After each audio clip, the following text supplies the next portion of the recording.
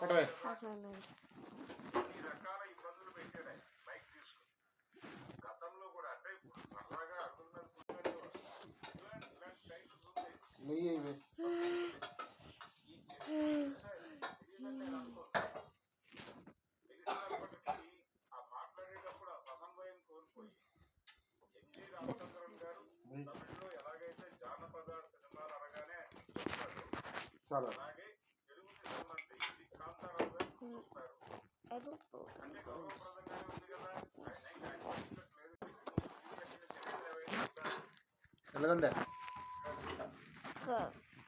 అసలు ఏ మాత్రము లాజిక్ లేనటువంటి సంభాషణలు నడిపాడు. నడుపుతూ చాలా కాలం పాటు తెలుగు సినిమాకి ఆశ్రయం ఇచ్చామని అనుకుంటారు. అన్ని పరిశ్రమలు అక్కడి నుంచి మొదలైన భక్తులకు సంబంధించి ఆశ్రయం ఇచ్చాము అనేటువంటి ఒక అభిప్రాయం ఉన్నటువంటి ప్రాంతానికి, ఆ ప్రాంతానికి చెందినటువంటి ఒక సూపర్ స్టార్. అలాగే కేవలం ఆయన సినిమా మాత్రమే కాదు, ఆయన పొలిటికల్ లీడర్ కూడా.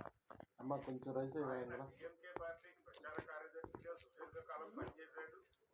ఆ తర్వాత సొంతగా ఏడీఎంకే పార్టీకి వరుసగా ఎన్నికల్లో గెలుస్తూ వచ్చాడు. ఆయన రాజకీయ పొలిటికల్ ఏరియాలో రామారావు గారికి ఒక విమర్శ ఉండేది.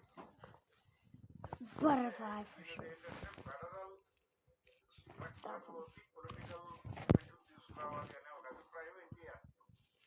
అంటే ఫెడరల్ మహానాడుగా ఆయన పిలిచేవాడు. ఈ ఇబ్బంది ఉందని తెలిసినప్పటికీ పిలిచేవాడు.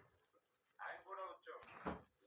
వచ్చి ఏ మధ్యాహ్నం వరకు కూర్చుని వీళ్ళ కీలక సమావేశాలు ప్రారంభమయ్యడానికి లేచి వెళ్ళిపోయారు. ఆ గౌరవం ఇద్దరు ఇచ్చిపుచ్చుకున్నారు. అది గమనంలో తీసుకోవాలి కదా. శివాజీ గారి పట్ల ఎంత గౌరవం చూపించేవాడు ఆయన రామారావు గారు. ఆయన హైదరాబాద్ వస్తే ఈయనే వెళ్ళి రిసీవ్ చేసుకునేవాడు. అది కదా ఆ ఇచ్చిపుచ్చుకున్నటువంటి స్నేహభావం.